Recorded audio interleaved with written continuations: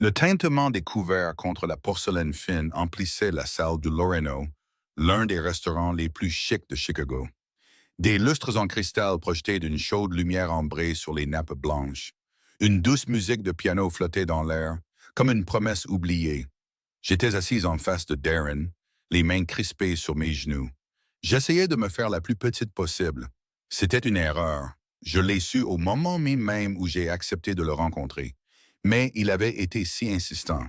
Il m'avait appelé et envoyé des messages pendant des semaines. Il s'était présenté à mon école. Il avait laissé des fleurs sur le pas de ma porte, avec des mots écrits de sa main penchée.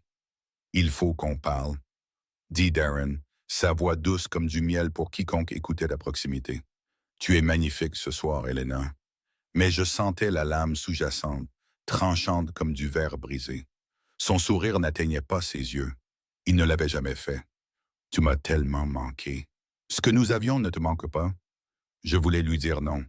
Je voulais me lever et partir. Mais mon corps se souvenait de choses que mon esprit essayait d'oublier. Les bleus cachés sous des manches longues, les nuits passées à pleurer dans la salle de bain, les excuses accompagnées de fleurs et de promesses qu'il ne tenait jamais. Au lieu de ça, j'ai hoché légèrement la tête, la gorge trop nouée pour parler. C'est ma fille, murmura-t-il en se penchant en avant. Pour quiconque nous regardait, nous ressemblions à un couple ravivant sa flamme. Personne ne pouvait voir sa main agripper mon poignet sous la table. Ses doigts s'enfonçaient dans la peau tendre, là où de vieux bleus s'étaient enfin estompés. Tu sais, j'ai pensé à ce soir, à ce qui se passera quand nous partirons d'ici. Mon pouls s'est accéléré. Je connaissais ce ton. Ça signifiait qu'il était en colère, qu'il avait préparé quelque chose toute la soirée. La façade agréable qu'il affichait pour les autres clients n'était que ça. Un masque qu'il avait perfectionné au fil des années où nous étions ensemble. Il a continué, sa voix baissant jusqu'à un murmure que seul moi pouvais entendre. Quand on sortira d'ici, tu seras couverte de bleu, pour avoir pensé que tu pouvais me quitter comme ça, pour avoir osé ignorer mes appels, pour m'avoir forcé à te courir après comme un imbécile pathétique. J'ai dégluti avec difficulté, les yeux fixés sur la nourriture intacte devant moi. Les craquets Saint-Jacques, qui avaient l'air si appétissantes à leur arrivée, semblaient maintenant se moquer de moi. Mon estomac s'est noué. Je voulais crier, appeler à l'aide. Mais qui m'aurait cru? Darren était charmant, il avait du succès. Il était respecté dans son cabinet. Moi, j'étais juste une discrète institutrice qui parlait à peine plus fort qu'un murmure en public. Il a demandé, son sourire s'élargissant, alors qu'un serveur passait près de notre table. Tu ne vas rien dire?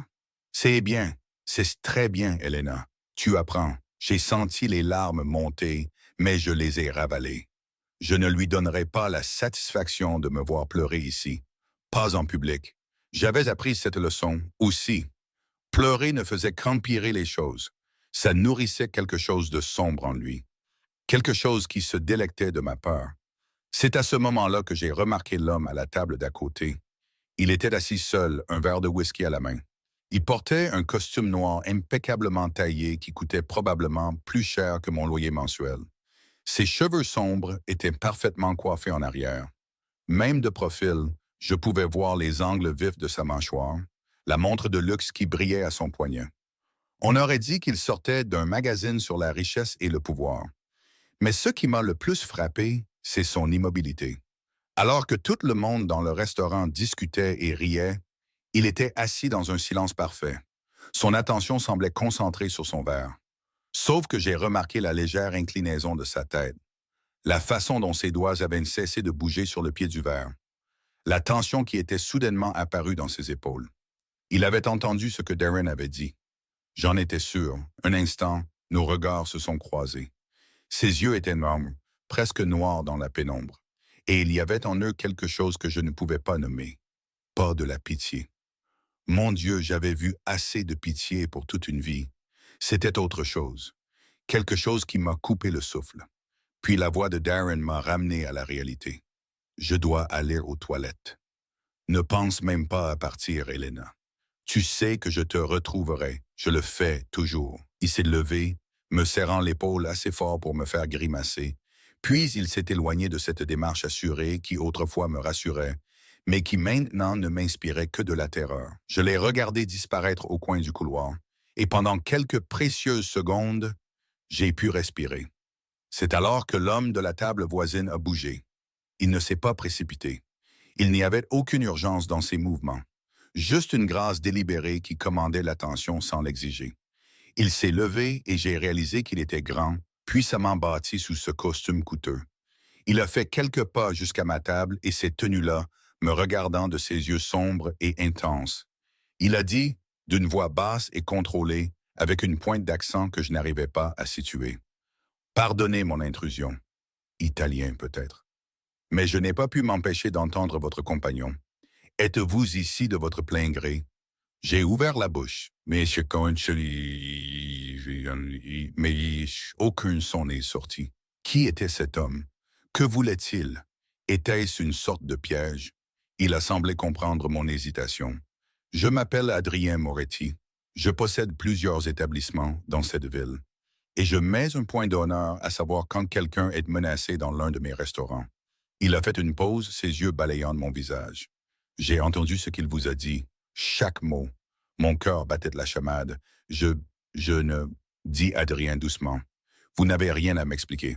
Je vous demande simplement si vous voulez partir d'ici en toute sécurité. C'est tout. Dites simplement oui ou non. Quelque chose dans son ton, dans sa façon de demander sans exiger, m'a fait le croire. Durant tous ces mois avec Darren, personne ne m'avait jamais demandé ce que je voulais. On me disait que je devrais partir, que je méritais mieux, mais personne ne m'avait vraiment proposé de m'aider à le faire. Pas comme ça. J'ai murmuré. Oui, s'il vous plaît. Adrien a hoché la tête une fois, comme si cela réglait tout. Il a sorti son téléphone et a tapé quelque chose rapidement, puis l'a glissé dans sa poche. 2 de mes hommes sont à l'entrée. Quand votre ex reviendra, ils l'empêcheront de vous approcher. Vous sortirez avec moi. Avez-vous un endroit sûr où aller ce soir? Mon appartement. Il sait où vous habitez. Ce n'était pas une question.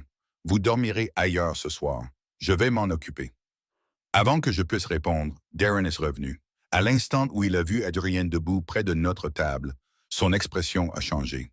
Le masque est tombé, révélant la colère en dessous. A exigé Darren, la voix montant légèrement. Qui diable êtes-vous? Adrien s'est tourné pour lui faire face, et j'ai assisté à quelque chose d'incroyable. Darren, qui m'avait terrorisé si longtemps, a réellement fait un pas en arrière. Il y avait quelque chose dans la posture d'Adrien, dans la façon dont il regardait Darren, qui irradiait un danger plus efficace que n'importe quelle menace. Adrien a répondu calmement.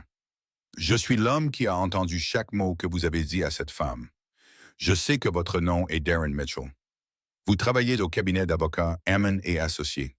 Vous conduisez une Audi argentée, plaque d'immatriculation KLM 4892.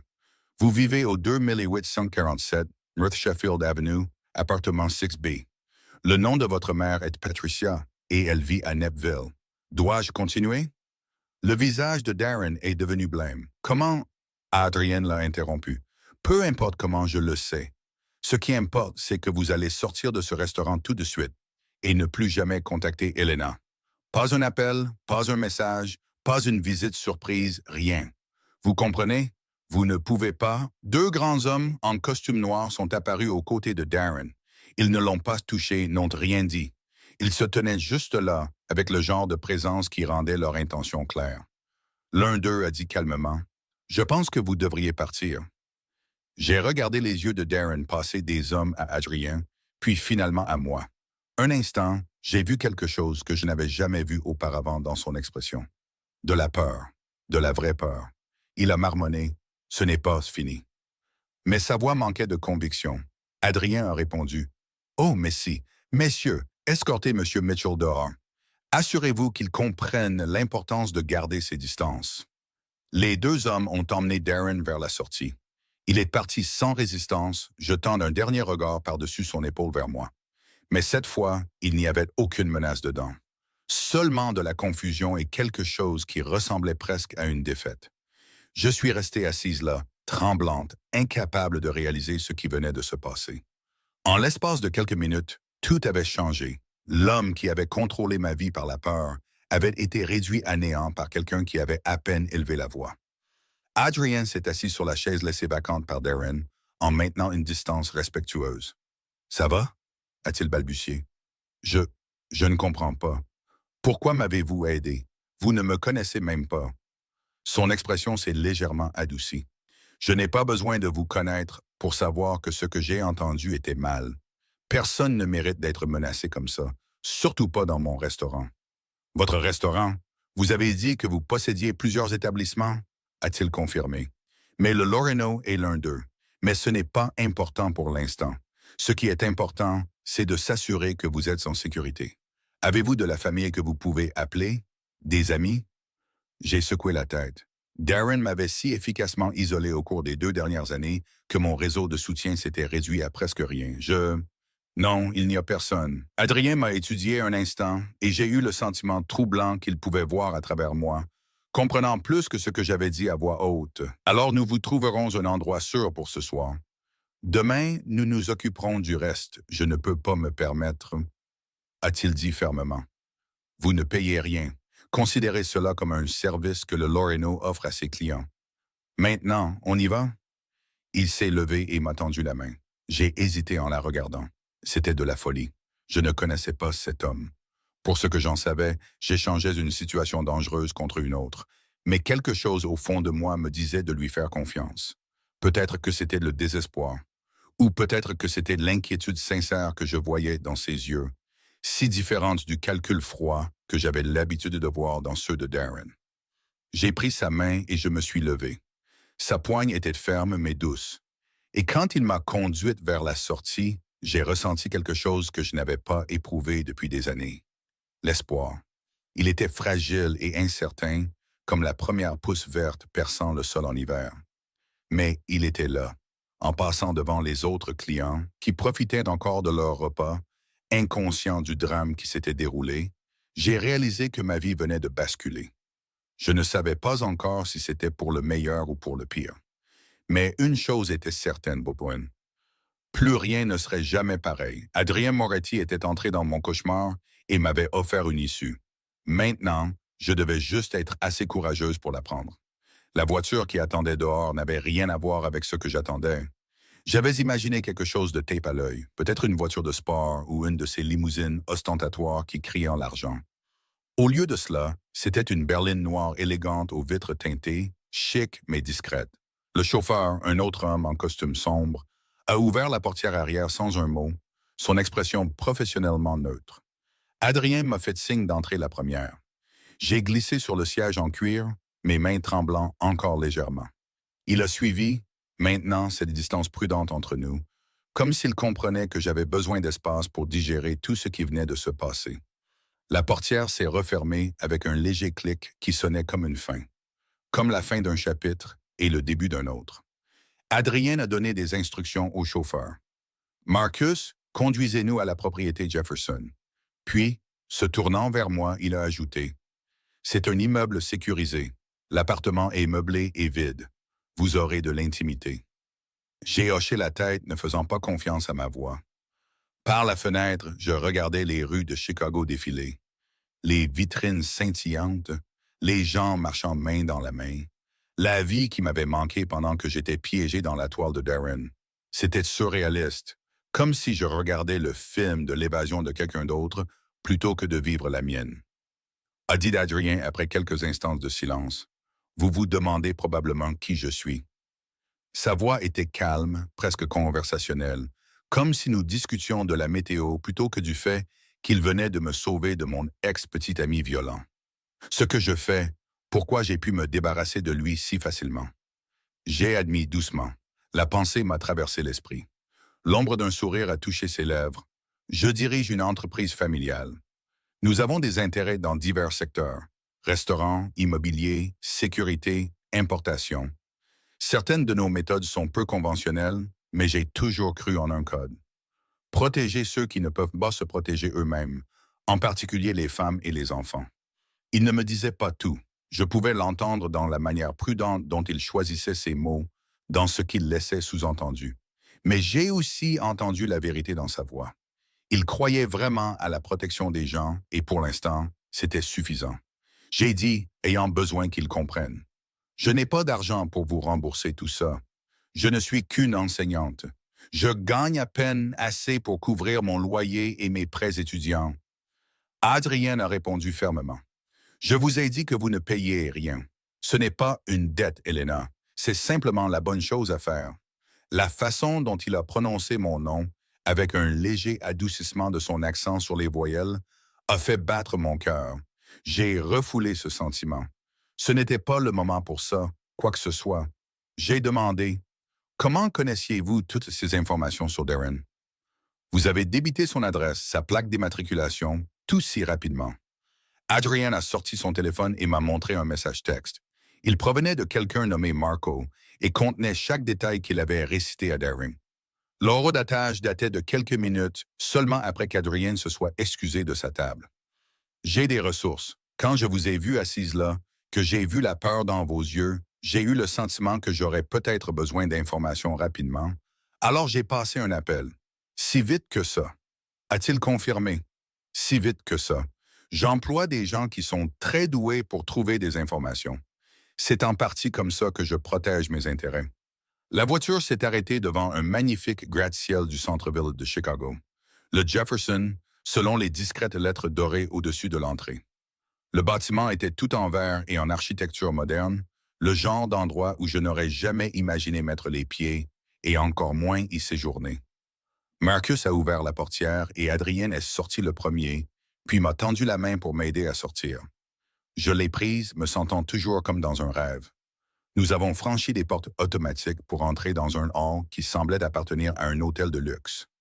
Des sols en marbre, de l'art contemporain sur les murs, un énorme arrangement floral sur une table centrale qui coûtait probablement plus cher que mon salaire mensuel.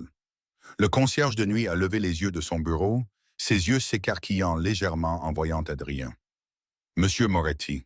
Bonsoir, David. L'appartement terrasse est préparé. »« Oui, monsieur. Je fais monter les clés tout de suite. » Nous avons pris l'ascenseur jusqu'au 23e étage en silence. J'ai aperçu notre reflet dans les murs en miroir, Adrien calme et puissant dans son costume sur mesure, et moi l'air petite et débraillée à côté de lui malgré ma plus belle robe.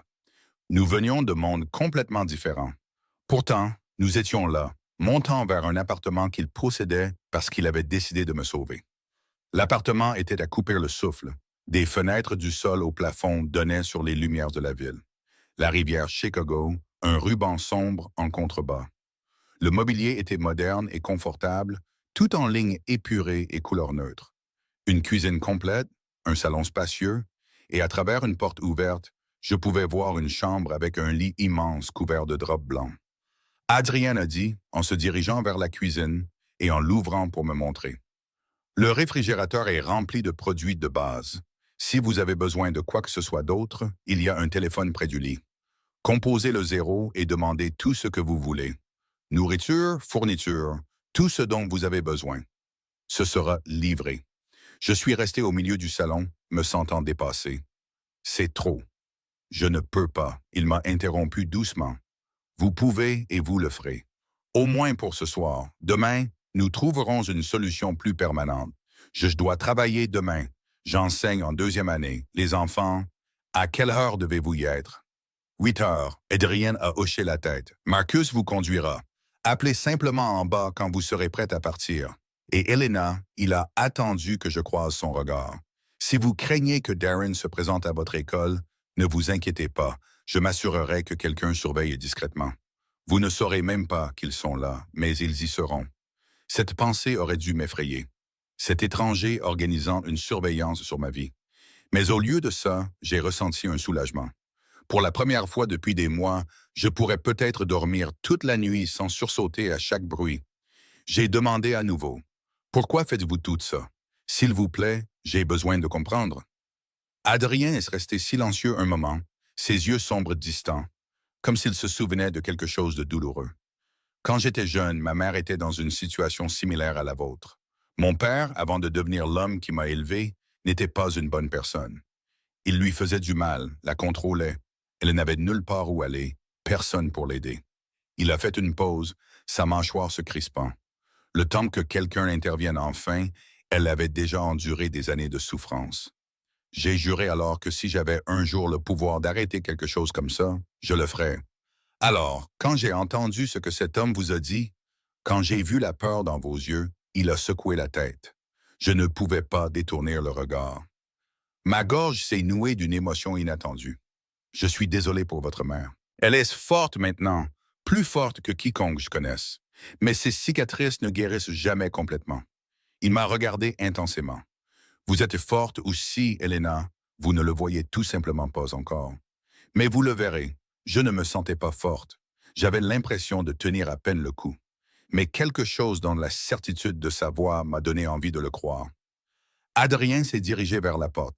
Je devrais y aller. Vous avez besoin de repos. Mais avant de partir, il a sorti une carte de son portefeuille et l'a posée sur le comptoir de la cuisine. Mon numéro personnel. Si vous avez besoin de quoi que ce soit, à n'importe quelle heure du jour ou de la nuit, vous m'appelez. Compris? Je me suis approché et j'ai pris la carte. Elle était simple. Juste son nom et un numéro de téléphone en relief à l'encre noire. Merci, Adrien, pour tout. Je ne sais pas comment je pourrais un jour, a-t-il dit avec un léger sourire. Ne me remerciez pas encore. Concentrez-vous simplement sur le fait de passer la nuit. Nous nous occuperons du reste au fur et à mesure. Après son départ, je suis resté seul dans l'appartement, écoutant le silence. C'était différent du silence de mon ancien logement. Pas oppressant ou menaçant, mais paisible, sûr. Je me suis approché des fenêtres et j'ai regardé la ville, toutes ces lumières représentant des vies vécues. Et pour la première fois depuis des années, j'ai eu l'impression que la mienne valait peut-être la peine d'être vécue à nouveau. J'ai pris une longue douche, lavant la peur et la tension de la soirée.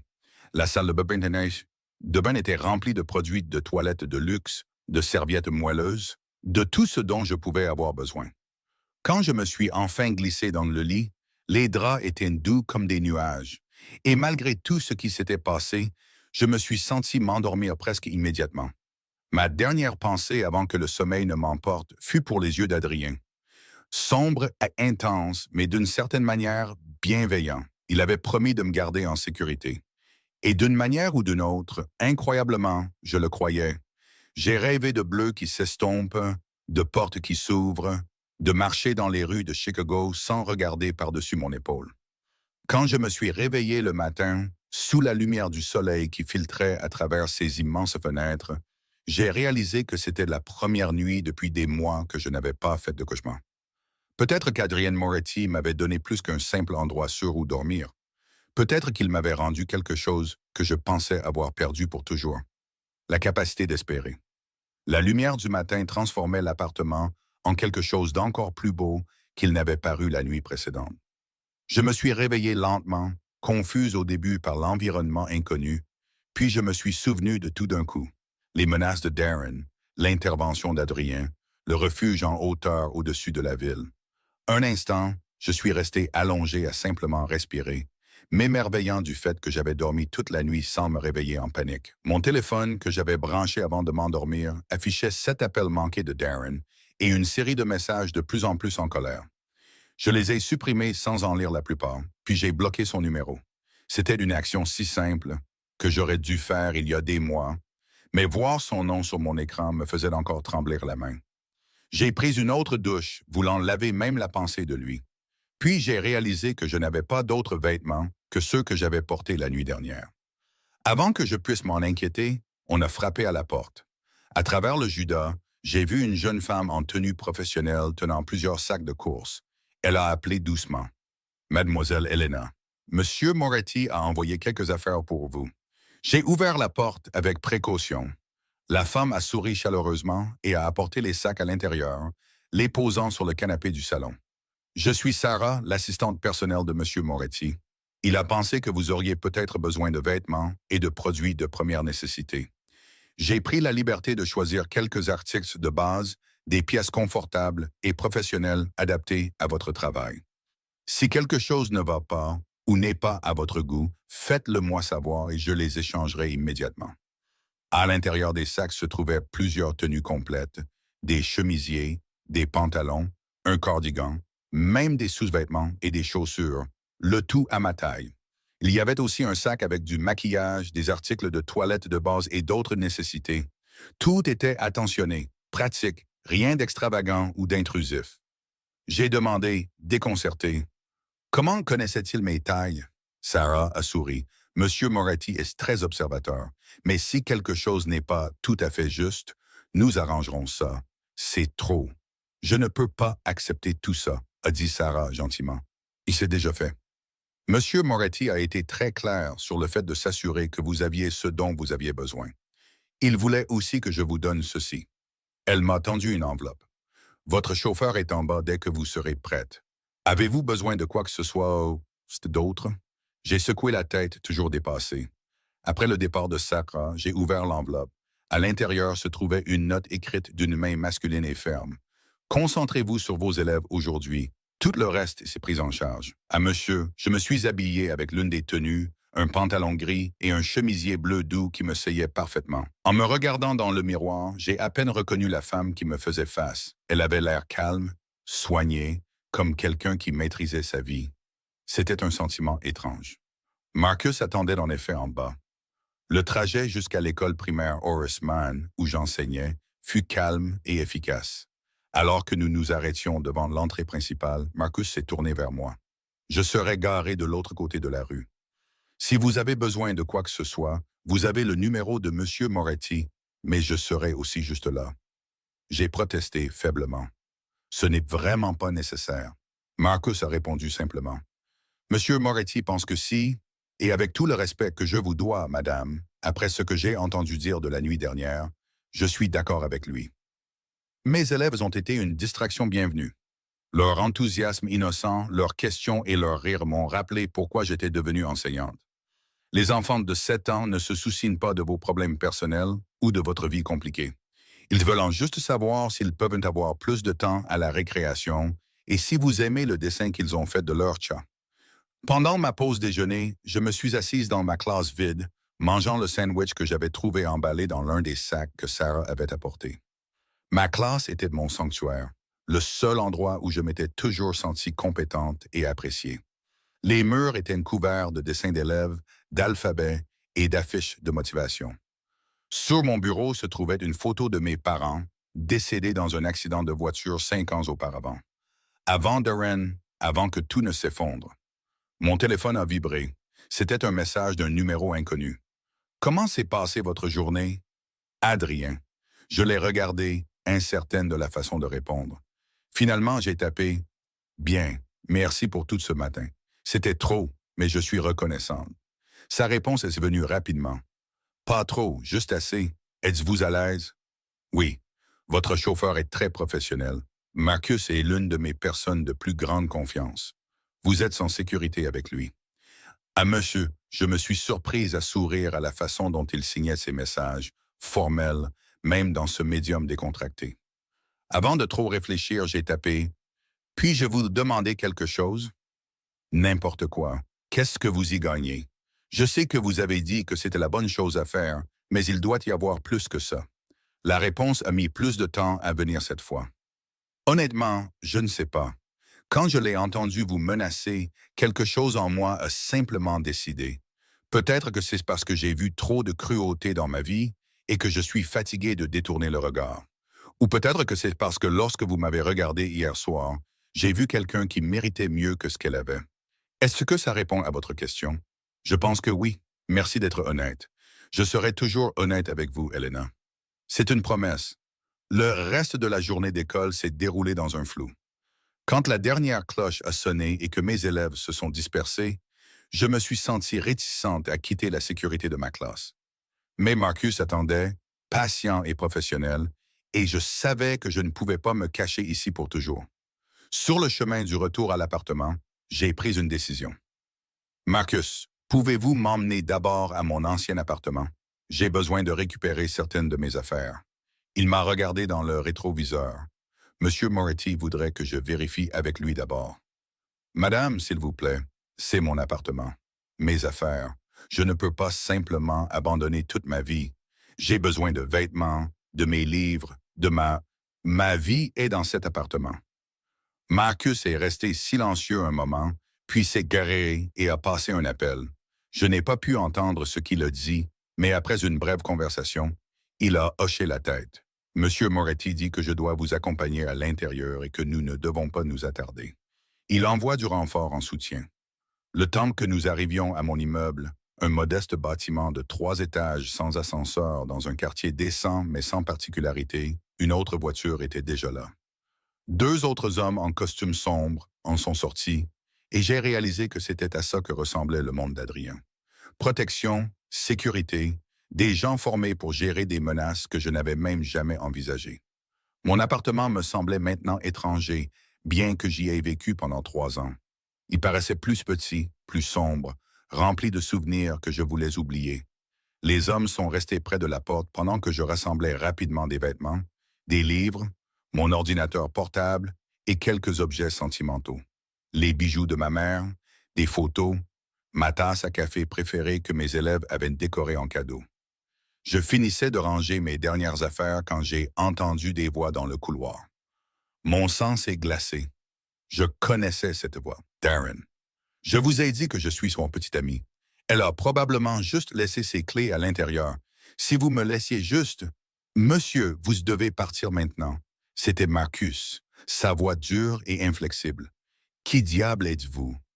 Elena. Elena, je sais que tu es là. Il faut qu'on parle. Je me suis figé, mes mains agrippant un pull que j'étais en train de plier. Les 2 autres hommes s'étaient mis en position, bloquant l'entrée.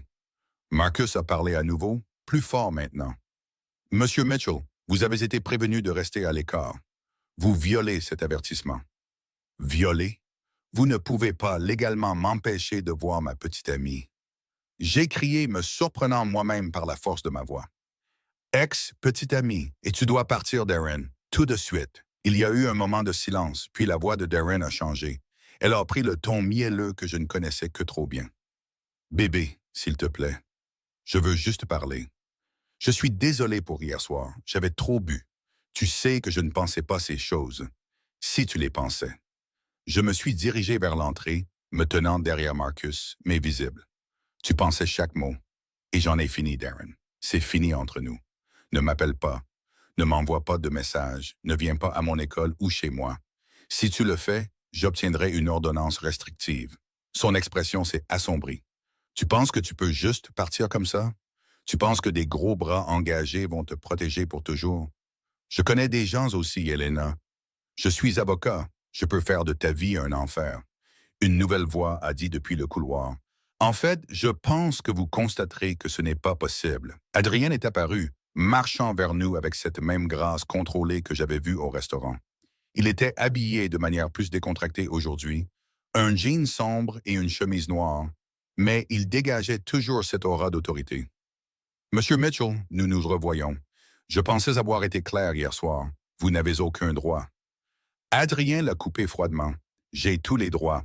Voyez-vous, après notre conversation d'hier, j'ai demandé à mes gens de faire des recherches plus approfondies sur vous. Il s'avère que vous avez une histoire assez intéressante. 3 petites amies précédentes avec des histoires similaires.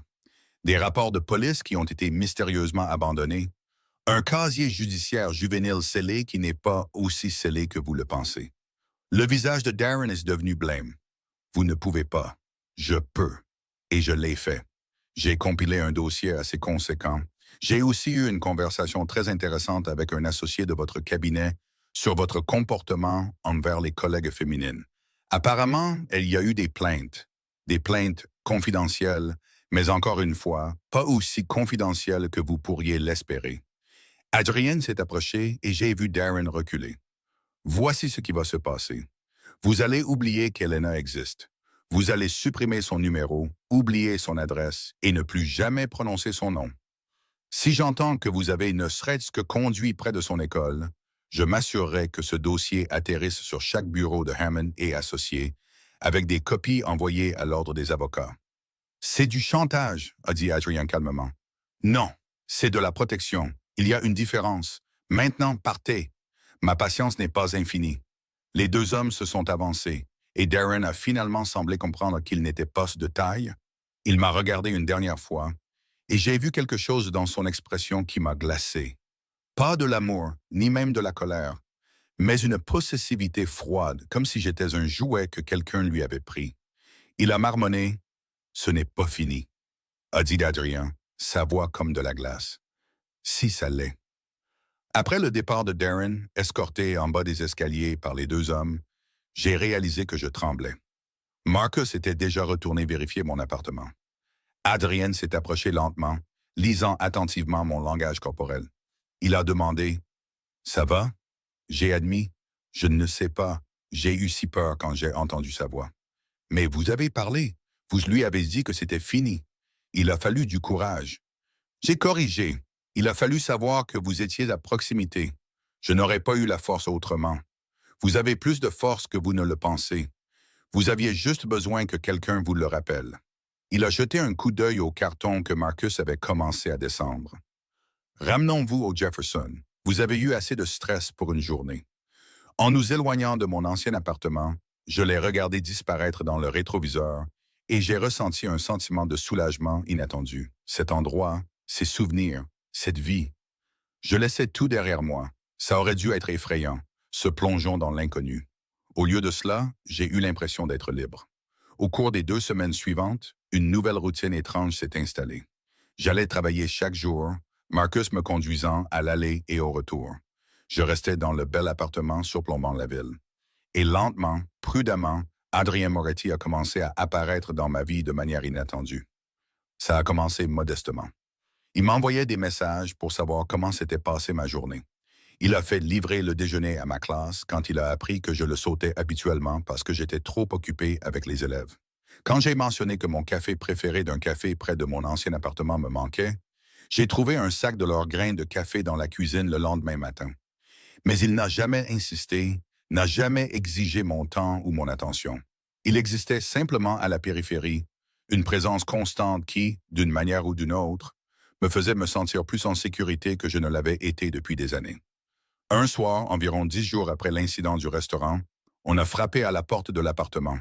À travers le Judas, j'ai vu Adrien tenant ce qui ressemblait à des sacs de plats à emporter et une bouteille de vin. Il a dit, quand j'ai ouvert la porte, « J'espère que je ne dérange pas. Je pensais que vous en aviez peut-être assez de manger seul. » J'aurais dû dire non. J'aurais dû maintenir des limites avec cet homme qui avait bouleversé toute ma vie. Au lieu de cela, je me suis écarté pour le laisser entrer. Il a dit en posant les sacs sur le comptoir de la cuisine. Je ne savais pas ce que vous aimiez, alors j'ai apporté des options. De l'italien de chez Rosario, du thaï de chez Golden Lotus et des sushis de chez Yuki si vous préférez quelque chose de plus léger. J'ai observé, incapable de cacher mon sourire. Vous avez apporté assez de nourriture pour 10 personnes. Je voulais m'assurer que vous aviez le choix. Vous avez eu si peu de choix ces derniers temps. Il l'a dit nonchalamment, mais j'ai entendu le poids derrière les mots. Il comprenait plus que je ne l'avais réalisé. Nous avons fini par manger la nourriture thaïlandaise, un pad thai et un curry vert qui avait un goût divin, assis à la table à manger avec les lumières de la ville scintillantes en dessous. Adrien m'a posé des questions sur mes élèves et je me suis retrouvé à raconter des histoires que je n'avais partagées avec personne depuis des mois. Sur Emma, qui ne pouvait pas rester assise, mais qui avait le cœur le plus gentil. Sur Marcus, qui partageait par coïncidence un nom avec mon chauffeur, qui avait du mal à lire mais n'abandonnait jamais. Sur tout le monde magnifique et chaotique des élèves de 2e année qui croyaient encore que les adultes pouvaient tout réparer. Adrien a observé. Vous les aimez. Oui. C'est la raison pour laquelle j'ai continué quand les choses y allaient mal. Je ne pouvais pas les laisser tomber. Même si je me laissais tomber à moi-même. Vous ne vous laissiez pas tomber, Elena. Vous surviviez. Il y a une différence, mais c'est pas. Nous avons parlé pendant des heures de tout et de rien. Il m'a parlé de son enfance dans sa famille, du poids des attentes et du prix du pouvoir. Je lui ai parlé de la perte de mes parents, de la solitude qui m'avait rendu vulnérable à quelqu'un comme Darren. J'ai admis. Je pensais qu'il me sauvait. J'étais seul, en deuil, aux prises avec des factures, et j'existais à peine. Il semblait si stable, si posé. Je pensais que j'avais de la chance qu'il m'ait remarqué. Adrien a dit doucement. C'est lui qui avait de la chance, et il était trop stupide pour s'en rendre compte. Quelque chose dans son ton m'a fait lever les yeux de mon verre de vin. Il me regardait avec une intensité qui aurait dû m'effrayer, mais ce ne fut pas le cas. Ses yeux sombres contenaient quelque chose que je ne pouvais pas tout à fait nommer. De l'admiration peut-être, ou quelque chose de plus profond. J'ai commencé, ne sachant pas ce que j'allais dire. Adrien, il a dit, se levant brusquement, je devrais y aller, il est tard. Vous avez besoin de repos. Vous n'êtes pas obligé. Si, il s'est dirigé vers la porte puis a fait une pause. Elena, j'ai besoin que vous sachiez quelque chose. Je ne fais rien de tout ça parce que j'attends quelque chose de vous. Je n'essaie pas de remplacer ce que vous aviez par quelqu'un de meilleur ou de m'insérer dans votre vie de manière possessive. Je veux que vous ayez l'espace pour découvrir qui vous êtes sans peur. C'est tout. Après son départ, je suis restée assise dans l'appartement silencieux, pensant à ses paroles. Le fait est que je commençais à réaliser qu'Adrien Moretti, homme dangereux, patron puissant, protecteur de ceux qui ne pouvaient pas se protéger eux-mêmes, devenait plus que mon bienfaiteur. Il devenait quelque chose que je n'avais pas prévu. Un ami. Les semaines suivantes ont suivi un schéma similaire. Adrien venait de temps en temps, apportant toujours de la nourriture, toujours respectueux de mon espace. Nous parlions pendant des heures, et j'ai commencé à voir au-delà de l'extérieur intimidant, l'homme en dessous. Il était intelligent, étonnamment drôle, et portait une tristesse qui faisait écho à la mienne. Un samedi, il m'a invité à faire une promenade le long de la rivière Chicago. J'étais resté enfermé dans l'appartement et à l'école pendant des semaines, et l'idée d'air frais et de soleil était irrésistible. Adrien a dit alors que nous marchions le long du sentier, regardant les bateaux dériver. Je devrais vous dire quelque chose. J'ai examiné le processus pour vous trouver un nouvel appartement. Quelque chose à votre nom, dans un immeuble sécurisé. Je sais que vous ne pouvez pas rester au Jefferson pour toujours. Mon cœur s'est serré. Bien sûr, il avait raison. Cet arrangement ne pouvait pas être permanent. J'apprécie tout ce que vous avez fait, mais je ne peux pas me le permettre. L'immeuble auquel je pense a des logements à loyer contrôlé pour les enseignants. C'est en fait dans votre budget. Il se trouve que je possède l'immeuble, ce qui signifie que je peux accélérer le processus de demande et m'assurer que vous obteniez un logement à un étage supérieur avec une bonne sécurité. Vous possédez des immeubles d'appartements pour les enseignants? Je possède de nombreux immeubles d'appartements. Certains d'entre eux se trouvent être abordables. C'est une bonne affaire, des locataires stables, un revenu régulier. Mais dans ce cas, oui, j'utilise ma propriété pour vous aider. Est-ce que ça vous va? J'y ai pensé. Ce n'était pas de la charité si je payais un loyer équitable, et j'avais besoin d'un endroit à moi, quelque chose qui soit à moi. Oui, merci. Nous avons marché en silence confortable pendant un moment. Le soleil était chaud sur mon visage, et pour la première fois depuis des mois, je me sentais comme une personne normale faisant des choses normales. Pas une victime, pas un cas de charité, juste une femme se promenant par une belle journée. J'ai osé. Puis-je vous poser une question personnelle? Toujours. Êtes-vous marié? Avez-vous quelqu'un? Adrien est resté silencieux un instant.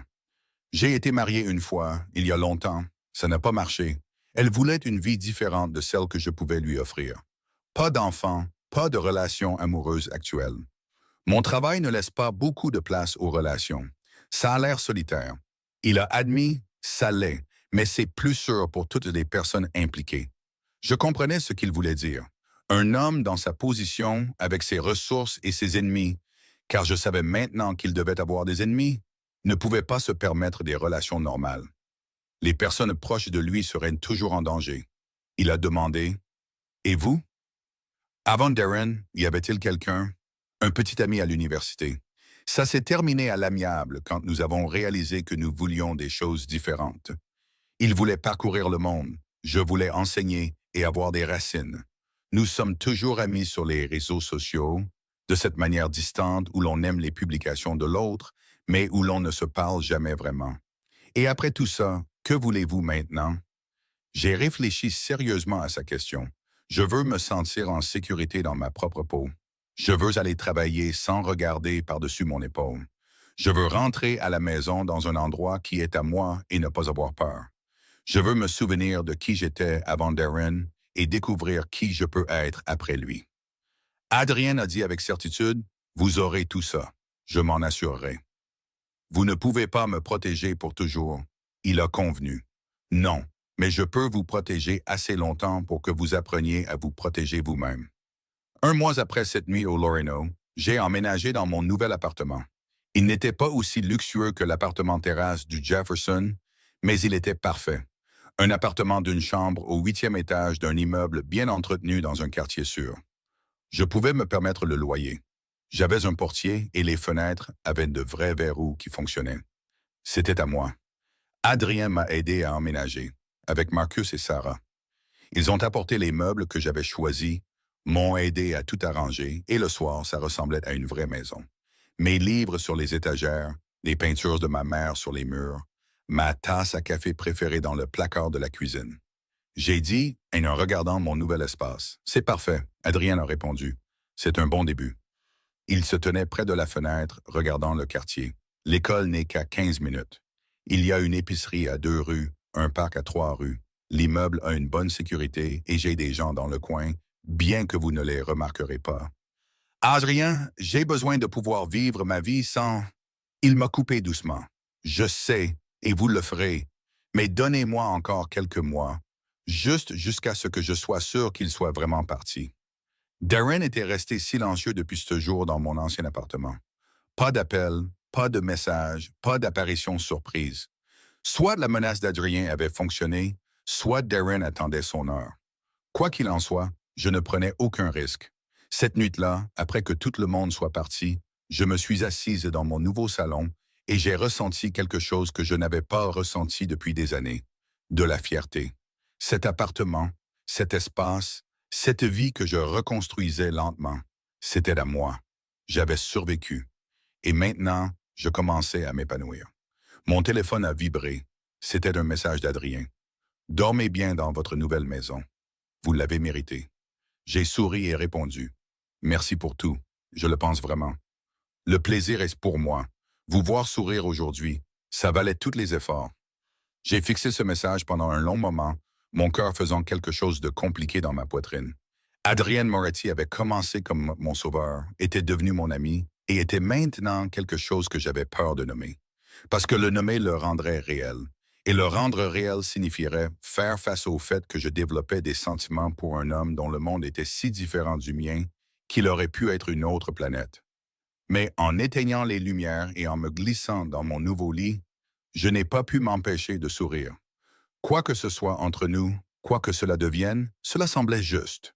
Pour la première fois depuis la mort de mes parents, j'avais l'impression de ne pas affronter la vie seule. Et ça, j'ai réalisé, était un cadeau plus précieux que n'importe quel appartement terrasse ou service de sécurité.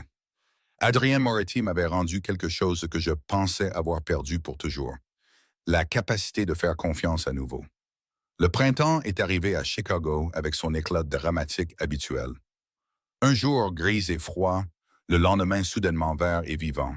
Cela faisait 3 mois depuis cette nuit au Loreno, et ma vie s'était transformée de manière que j'avais encore du mal à comprendre. Je me réveillais chaque matin dans mon appartement sans peur. J'allais travailler et j'appréciais de nouveau enseigner. J'avais même commencé à voir un thérapeute, quelque chose qu'Adrien avait discrètement arrangé par le biais de ses relations d'assurance, bien que je le paie moi-même parce que j'avais besoin de cette indépendance. Mais le plus grand changement était Adrien lui-même.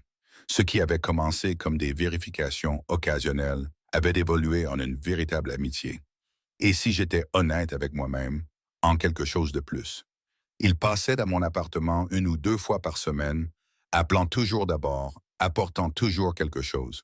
Du café, un dîner, des livres qu'il pensait que j'apprécierais.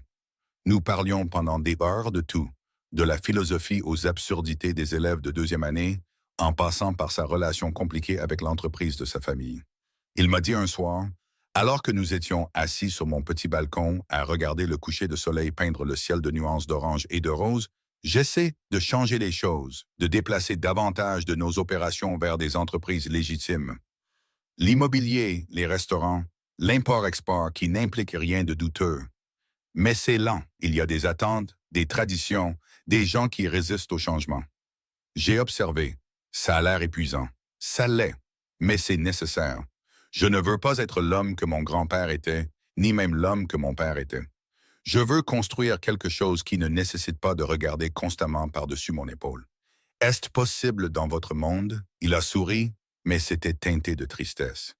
Je ne sais pas, mais je vais essayer. Peut-être qu'avoir une raison d'essayer aide. La façon dont il m'a regardé en disant cela m'a coupé le souffle. Nous tournions autour de cette chose entre nous depuis des mois, sans jamais vraiment la reconnaître, sans jamais vraiment la quitter des yeux non plus. Adrien, j'ai commencé, mais il a secoué la tête. Tu n'as rien à dire, Elena. Je sais que c'est compliqué. Je sais que tu es encore en train de guérir, que tu cherches encore à savoir qui tu es en dehors de ce qui s'est passé avec Darren. Je ne veux pas te presser ou te pousser dans quelque chose pour lequel tu n'es pas prête. J'ai hésité, rassemblant de mon courage. Mais et si je pense que je suis peut-être prête? Pas pour quelque chose de sérieux ou de rapide, mais juste prête à voir où cela mène. Son expression s'est transformée. L'espoir, la joie et quelque chose de plus profond ont vacillé sur son visage. Alors on y va doucement. On continue à faire exactement ce qu'on fait. On se voit. On parle. On laisse ça se développer naturellement. Pas de pression, pas d'attente, juste nous. J'ai fait l'écho. Juste nous. Et pour la première fois de ma vie d'adulte, cette phrase ne m'a pas semblé étouffante. Elle m'a semblé être la liberté. Notre relation a évolué si progressivement que je n'ai pas pu déterminer exactement quand l'amitié s'est transformée en quelque chose de plus. Il y a eu la première fois où il m'a tenu la main pendant que nous nous promenions dans Grant Park, ses doigts chauds et forts autour des miens. Le soir où il est resté tard et où nous nous sommes endormis sur mon canapé en regardant un film, nous réveillant enlacés d'une manière qui semblait à la fois naturelle et profonde. Le matin où je me suis réveillé en trouvant un message de lui qui disait simplement « Je pense à toi », et j'ai réalisé que je pensais à lui aussi, que je pensais à lui depuis des semaines. Mais nous avons tenu notre promesse d'aller doucement. Pas de précipitation dans quoi que ce soit de physique au-delà de se tenir la main et de s'étreindre de temps en temps. Nous construisions quelque chose de différent, quelque chose basé sur la confiance et une connexion authentique plutôt que sur le besoin ou le désespoir. C'était terrifiant et exaltant à la fois. Mes élèves ont remarqué le changement en moi. Mademoiselle Elena, vous souriez plus maintenant, a annoncé la petite Emma un jour pendant l'heure de lecture. Vous avez l'air heureuse. Je lui ai dit, surprise de réaliser que c'était vrai. Je suis heureuse, elle a dit sérieusement. C'est bien, quand les professeurs sont heureux, toute la classe est plus heureuse. La vérité sort de la bouche des enfants, comme disait ma mère. Puis, un vendredi soir de fin mai, tout a changé. J'étais à la maison en train de corriger des copies et d'écouter de la musique quand mon téléphone a sonné. Numéro inconnu. J'ai failli ne pas répondre, mais quelque chose m'a poussé à décrocher. Elena. C'était Adrien et sa voix était anormale. Tendue, contrôlée, dangereuse. Es-tu à la maison? Oui, je vais bien. Qu'est-ce qui ne va pas? J'ai besoin que tu écoutes attentivement. Marcus est en route pour venir te chercher. Quand il arrivera, tu iras avec lui. Ne prends rien. Ne pose pas de questions. Vas-y, c'est tout. Mon cœur battait de la chamade. Adrien, tu me fais peur. Je sais et je suis désolé, mais Darren a été arrêté. Il a attaqué une autre femme, une collègue de son cabinet. Elle est à l'hôpital. Et quand la police a fouillé son appartement, ils ont trouvé des photos de toi, des impressions de ton emploi du temps, des plans. Sa voix s'est durcie. Il n'en avait pas fini, Elena. Il attendait, il planifiait. La police veut t'interroger dans le cadre de leur enquête et je veux que tu sois en lieu sûr avant que cela n'arrive. Je me suis senti mal. Tous ces mois de paix et Darren était là, à me traquer, à planifier quelque chose. Oh mon Dieu, tu es en sécurité. Tu as été en sécurité parce que nous surveillions, parce que je m'en suis assuré. Mais maintenant, c'est officiel. Maintenant, la police est impliquée et ça va se compliquer. J'ai besoin que tu sois quelque part où il ne peut pas te trouver, quelque part où la presse ne peut pas te trouver si cela devient public. Où?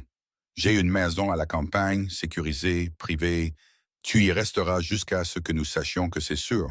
Quelques jours, peut-être une semaine. Peux-tu faire ça? J'ai regardé mon appartement, la maison que j'avais construite, la vie que j'avais reconquise. L'idée de le quitter, même temporairement, me donnait envie de pleurer. Mais l'idée de Darren planifiant de me faire du mal, de lui là-bas avec des photos et des emplois du temps, et Dieu sait quoi d'autre, a rendu la décision facile. Oui, je peux faire ça. Bien, Marcus sera là dans 10 minutes. Elena, sa voix s'est adoucie. Je viens avec toi. Tu ne seras pas seul, je te le promets.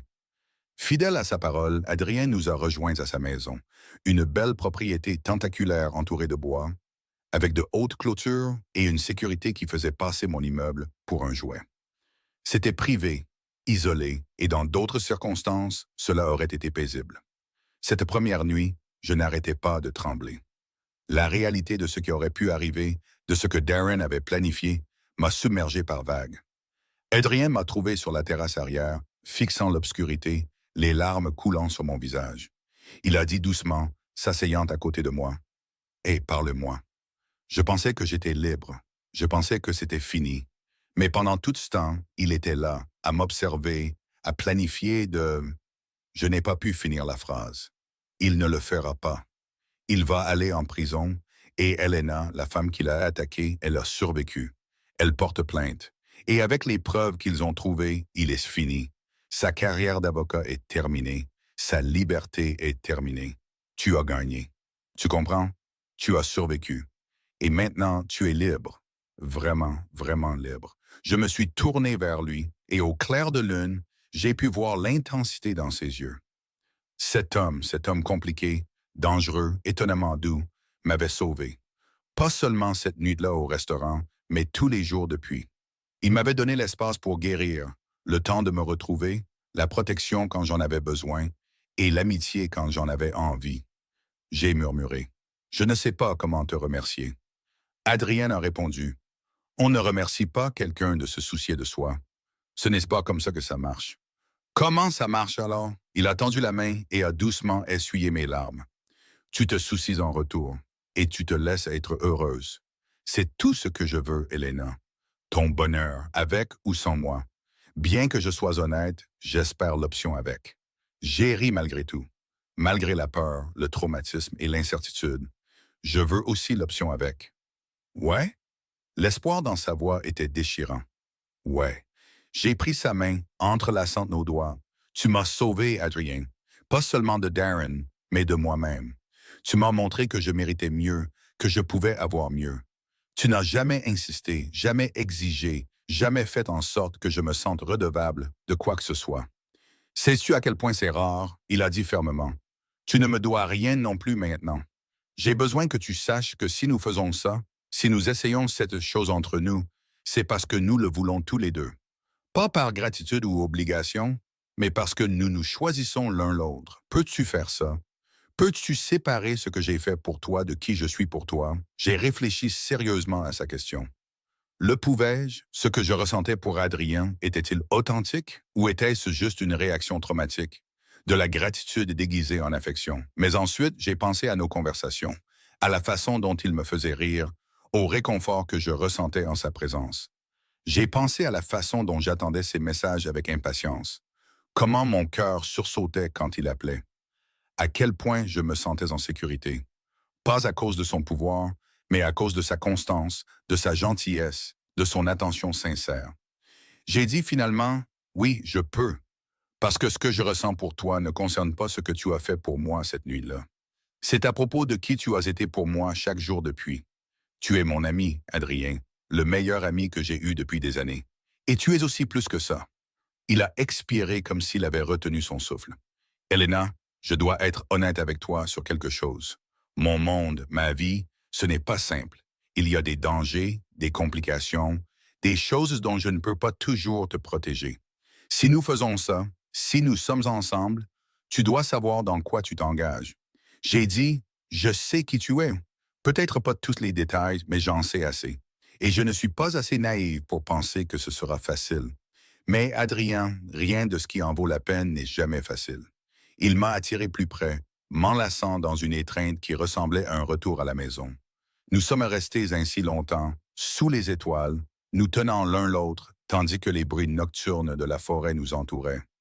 Il a murmuré dans mes cheveux. On trouvera une solution. Quoi qu'il arrive, nous y ferons face ensemble.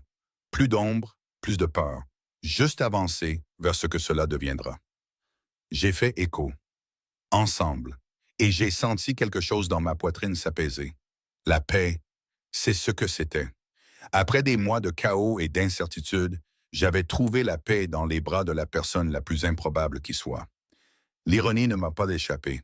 J'avais échappé à un homme dangereux pour tomber amoureuse d'un autre. Mais Adrien Moretti était dangereux d'une manière différente. Il était dangereux parce qu'il me faisait vouloir des choses auxquelles j'avais cessé de croire. L'amour, le partenariat, un avenir qui ne tournait pas autour de la peur. Assise là, au clair de lune, j'ai réalisé que le traumatisme et la guérison ne sont pas linéaires. On ne survit pas simplement à quelque chose d'horrible pour ensuite passer à autre chose. On le porte avec soi, mais on peut aussi choisir qui nous aide à le porter. Et j'avais choisi Adrien, tout comme il m'avait choisi. Quoi qu'il arrive ensuite, quels que soient les défis auxquels nous serions confrontés, je savais que nous les affronterions ensemble. Et pour l'instant, c'était suffisant. La semaine passée dans la maison d'Adrien à la campagne s'est déroulée dans une étrange bulle temporelle. La police est venue prendre ma déposition, détaillant chaque menace que Darren avait proférée, chaque cas de violence dont je pouvais me souvenir. C'était douloureux, ravivant des souvenirs que j'avais essayé d'enterrer. Mais Adrien est resté à mes côtés pendant tout ce temps, sa présence un point d'ancrage stable. L'inspectrice chargée de l'affaire, une femme nommée Rodriguez, était gentille mais directe. « Mademoiselle Elena, je veux que vous compreniez quelque chose. Avec les preuves que nous avons trouvées, combinées à votre témoignage et à celui de la victime de cette récente agression, Darren Mitchell va en prison pour longtemps. Multiples chefs d'accusation, agression, harcèlement, violation de mesures de protection. Ses amis avocats ne peuvent pas le sauver cette fois. J'ai demandé, et la femme qui l'a blessé, elle se remet physiquement. Elle ira bien. Émotionnellement, l'inspectrice Rodriguez a soupiré. Ça prend plus de temps, comme vous le savez, mais elle est courageuse. Elle porte plainte, coopère pleinement. Elle a dit que savoir qu'il y avait une autre victime l'a aidé à se sentir moins seule. Après le départ de l'inspectrice, je me suis assise sur la terrasse arrière, en train de digérer. Une autre femme avait été blessée parce que je m'étais échappé. La culpabilité de cela était écrasante. Adrien a dit, s'asseyant à côté de moi, « Arrête, il avait appris à lire mes expressions au fil de ces mois. Je sais à quoi tu penses et tu dois arrêter. Tu n'es pas responsable de ce que Darren a fait à cette femme. C'est lui. Ses choix, sa violence, sa maladie. C'est de sa faute, pas de la tienne. Mais si je l'avais dénoncé plus tôt... » Adrien a interrompu. Il se serait sorti d'affaire en parlant. Tu sais qu'il l'aurait fait. Il avait des relations, de l'argent, un casier vierge. Ils auraient classé l'affaire comme un différend relationnel. Ne te fais pas ça, Elena. Ne le laisse rien te prendre d'autre. Je savais qu'il avait raison. Mais savoir et ressentir sont deux choses différentes. Il faudrait du temps pour le croire pleinement. Cette nuit-là, incapable de dormir. J'ai trouvé Adrien dans son bureau, travaillant sur quelque chose sur son ordinateur portable. Il a levé les yeux quand je suis apparu à l'entrée, son expression immédiatement préoccupée. « Tu n'arrives pas à dormir. »« Trop de choses dans ma tête. Je peux rester avec toi un moment? » « Toujours. » Il a fermé l'ordinateur portable et a tapoté le canapé à côté de lui. Je me suis blotti contre lui. Et il a passé un bras autour de moi, m'attirant près de lui. Nous sommes restés ainsi dans un silence confortable, et peu à peu, j'ai senti mes pensées agitées commencer à ralentir. J'ai demandé, « Raconte-moi quelque chose de bien, quelque chose qui n'a rien à voir avec tout ça. » Adrien a réfléchi un instant. « Ma sœur se marie en septembre. Elle prépare ce mariage depuis 2 ans, et elle rend tout le monde fou avec les détails. La semaine dernière, elle m'a appelé en panique parce que le fleuriste s'était trompé dans sa commande et avait envoyé des pivoines au lieu de roses. J'ai dû passer 20 minutes à la calmer et à lui rappeler que des fleurs sont des fleurs. J'ai souri. Je ne savais pas que tu avais une sœur, Isabella. Elle a 5 ans de moins que moi, travaille comme chirurgienne pédiatrique et n'a absolument aucune idée de ce que je fais vraiment dans la vie. Elle pense que je suis un promoteur immobilier ennuyeux qui possède des restaurants. Elle ne sait pas. Je l'ai tenue à l'écart des affaires familiales depuis qu'elle est jeune. Je l'ai envoyée dans des écoles différentes. Je me suis assuré qu'elle ait une vie normale. C'est la seule bonne chose que notre famille ait produite. Et je n'allais pas la laisser se faire entraîner dans l'obscurité. J'ai entendu l'amour dans sa voix, la protection. Elle a l'air merveilleuse. Elle l'est. Tu la rencontreras un jour, si tu veux.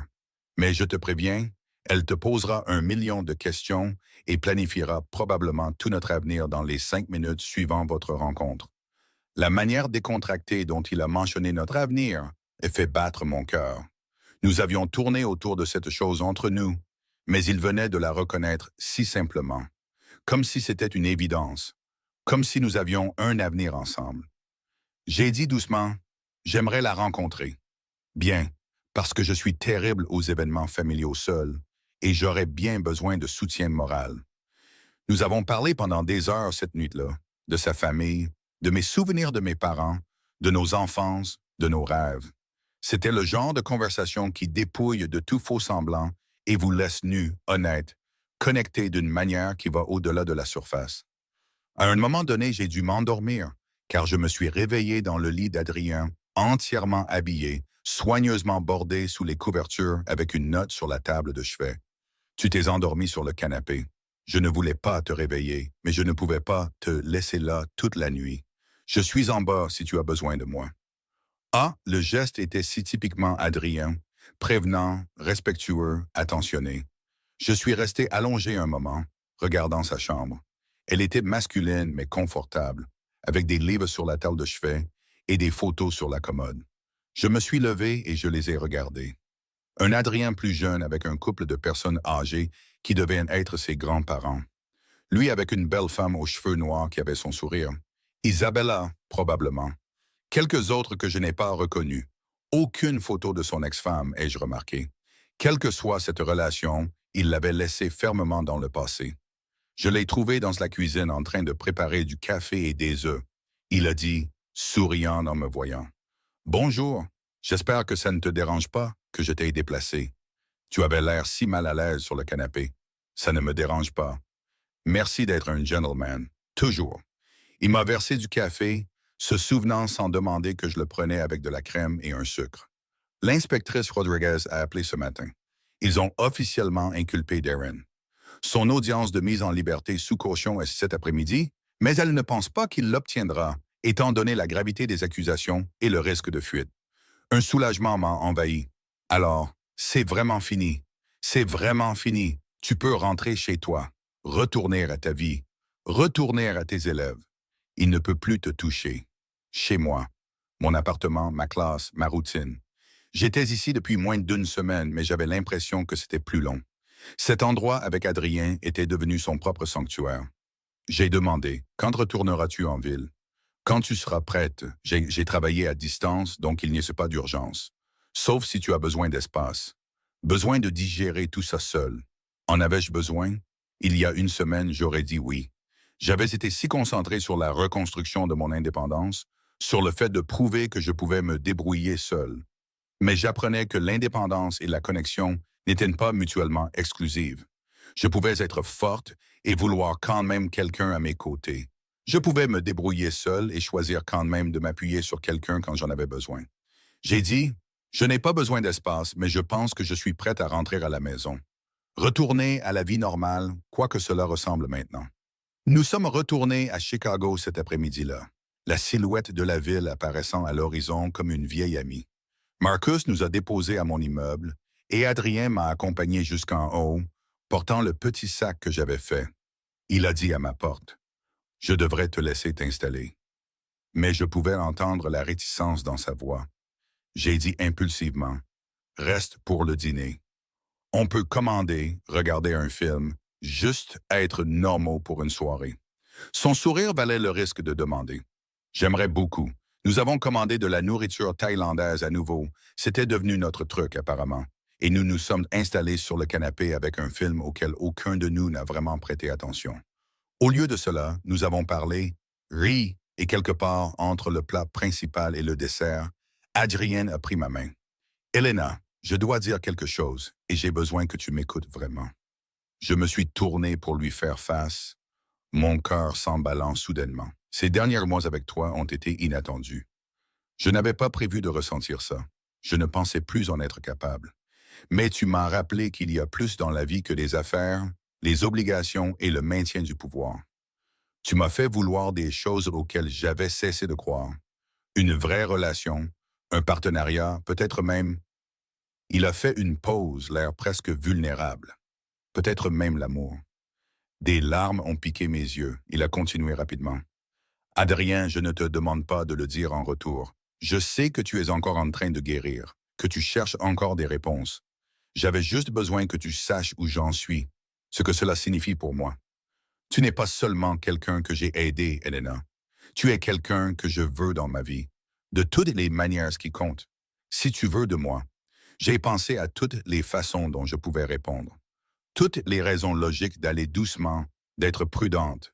Mais ensuite, j'ai pensé à qui Adrien avait été pour moi depuis le tout début. Pas mon sauveur, bien qu'il m'ait sauvé, mais mon ami, mon partenaire, mon ancre inattendue dans une tempête où je me noyais. J'ai dit, les mots semblant à la fois terrifiants et libérateurs. Je suis en train de tomber amoureuse de toi. J'ai essayé de ne pas le faire. J'ai essayé de garder les choses séparées, mais je ne peux pas. Tu es, tu es tout ce que je ne savais pas dont j'avais besoin, Adrien. Tu es sûr et excitant et stimulant et confortable tout à la fois, et je ne sais pas à quoi ressemble l'avenir, mais je sais que je te veux dedans. Il a pris mon visage dans ses mains, son contact doux. Puis-je t'embrasser? J'attendais que tu le demandes. Le baiser était doux, prudent, plein de promesses plutôt que d'exigences. Il avait le goût de la possibilité, des secondes chances, de tout ce qui avait mal tourné menant d'une manière ou d'une autre à ce moment parfait. Quand nous nous sommes séparés, nous sourions tous les deux. Adrien a dit, sa voix légèrement essoufflée, « Eh bien, ça valait la peine d'attendre. » J'ai ri, me sentant plus légère que je ne l'avais été depuis des années. Qu'est-ce qui se passe maintenant? Maintenant, on trouve une solution ensemble. Pas de précipitation, pas de pression. On sort ensemble comme des gens normaux, ou aussi normaux que possible étant donné qui je suis. On voit où ça mène. Et chaque fois que tu as besoin d'espace, de temps, ou juste de ralentir, tu me le dis. Marché conclu. Marché conclu. Il est resté cette nuit-là, dormant sur mon canapé malgré ma protestation à demi-mot qu'il pouvait prendre le lit. Mais quand je me suis réveillé au milieu de la nuit à cause d'un cauchemar, Darren, ses menaces, la peur, Adrien était là en quelques secondes, me tenant jusqu'à ce que les tremblements cessent. Il a murmuré, « Je te tiens, tu es en sécurité. Il ne peut plus te faire de mal. » Et pour la première fois, je l'ai vraiment cru. Les mois qui ont suivi n'ont pas toujours été faciles. J'ai eu des moments de panique, des moments où l'intimité me semblait effrayante, des jours où le traumatisme refaisait surface et menaçait de me faire sombrer. Mais Adrien était patient, n'insistant jamais, toujours là quand j'avais besoin de lui et me donnant de l'espace quand je n'en avais pas. Nous avons construit quelque chose de réel. Quelque chose basé sur la confiance et une affection sincère plutôt que sur le besoin ou la crise. Il a rencontré mes collègues lors d'une collecte de fonds de l'école et les a tous charmés. J'ai rencontré Isabella, qui a en effet posé 1 million de questions et a commencé à planifier notre mariage avant même que notre plat principal n'arrive au dîner. Nous avons navigué dans les complexités de son monde, les obligations familiales, les décisions commerciales, le rappel occasionnel qu'Adrien Moretti n'était pas seulement l'homme qui m'apportait du café et me faisait rire, mais quelqu'un de puissant et, dans certains cercles, craint. Mais il était aussi l'homme qui s'est présenté à la fête de Noël de ma classe déguisé en Père Noël parce que j'avais mentionné que nous ne trouvions personne. L'homme qui a appris à faire mon plat de pâtes préféré à partir de zéro parce qu'il savait que la cuisine de ma mère me manquait. L'homme qui, à l'anniversaire de cette nuit au Loreno, m'a ramené au restaurant et m'a demandé en mariage à la même table où nous nous étions rencontrés pour la première fois. Il a dit, la boîte à bagues ouverte dans sa main. « Je sais que ça ne fait pas si longtemps et je sais que tu voudras peut-être plus de temps. Mais, Elena, je n'ai jamais été aussi certain de quoi que ce soit dans ma vie. Tu es celle qu'il me faut, la personne qui m'a fait croire à nouveau en la bonté, qui m'a rappelé que le pouvoir sans compassion ne vaut rien. Je t'aime. Veux-tu m'épouser? » À travers des larmes de joie, j'ai dit oui, pas parce qu'il m'avait sauvé de Darren, bien qu'il l'ait fait. Pas parce que je me sentais obligée ou reconnaissante, bien que je le sois, mais parce qu'Adrien Moretti était devenu mon partenaire, mon meilleur ami, mon histoire d'amour inattendue au milieu de ce qui aurait dû être mon chapitre le plus sombre. Darren Mitchell a été condamné à 12 ans de prison. Le procès a été difficile. J'ai dû témoigner, j'ai dû tout revivre. Mais avec Adrien à mes côtés et le soutien de l'inspectrice Rodriguez, j'ai surmonté l'épreuve. La femme que Darren avait attaquée était là aussi, et après, nous avons parlé brièvement. Elle a dit, Merci d'avoir été assez courageuse pour vous manifester. Je sais que ce n'était pas facile. J'ai répondu. Merci d'avoir porté plainte, de vous être assuré qu'il ne puisse plus faire ça à personne d'autre. Nous n'étions pas amis. Les circonstances étaient trop horribles pour ça. Mais nous comprenions. Nous étions des survivantes, avançant dans des vies que Darren Mitchell ne contrôlait plus. Un après-midi ensoleillé de septembre, je me tenais dans un jardin entouré de fleurs et d'amis, portant une simple robe blanche et tenant un bouquet de pivoine. L'erreur de Fleur d'Isabella avait en fait été parfaite. Adrien se tenait au bout de l'allée dans un costume noir, me regardant comme si j'étais la seule personne au monde. En marchant vers lui, lui, j'ai pensé à cette nuit au Loreno, à quel point j'avais eu peur, à quel point tout avait semblé sans espoir. J'ai pensé à l'homme qui avait entendu une menace et avait décidé d'agir, qui m'avait donné la sécurité quand j'en avais le plus besoin, qui était devenu bien plus que mon protecteur. Adrien a dit quand je l'ai atteint, sa voix pleine d'émotion. « Salut !» J'ai répondu, souriant à travers des larmes de joie. « Salut !» La cérémonie était magnifique, les vœux sincères. Mais ce dont je me souviens le plus, c'est le moment d'après, quand Adrien m'a attiré près de lui et a murmuré « Merci de m'avoir donné une raison d'être meilleur. » J'ai murmuré en retour « Merci de m'avoir choisi. Merci de m'avoir vu quand je ne pouvais pas me voir moi-même. Merci de m'avoir rappelé à quoi devrait ressembler l'amour. » Et alors que nous redescendions l'allée ensemble, main dans la main, j'ai réalisé que parfois les pires moments de notre vie nous mènent exactement là où nous devons être. Les menaces de Darren m'avaient amené à ce restaurant. La peur m'avait gardé sur ce siège. Mais le courage, mon courage et l'intervention d'Adrien avaient commencé quelque chose qu'aucun de nous n'attendait. L'amour n'arrive pas toujours comme on le pense. Parfois, il arrive au milieu d'un traumatisme, portant un costume cher et parlant avec une autorité tranquille. Parfois, il vient de la personne la plus improbable au moment le plus impossible, changeant tout ce que nous pensions savoir sur nous-mêmes et ce que nous méritions. Adrien Moretti m'avait sauvé cette nuit-là. Oui, mais plus que ça, il m'avait montré que je valais la peine d'être sauvé. Et en apprenant à l'aimer, j'avais appris à m'aimer à nouveau, moi aussi. C'est ça la vraie fin heureuse. Pas que j'ai trouvé quelqu'un de puissant pour me protéger, mais que j'ai trouvé quelqu'un qui m'a aidé à me souvenir de mon propre pouvoir. Pas qu'il m'ait sauvé, mais qu'il m'ait donné la force et le soutien pour me sauver moi-même. Et ensemble, nous avons construit quelque chose de magnifique à partir des cendres de ce qui aurait dû me détruire. Ce n'est pas seulement de la survie, c'est une victoire.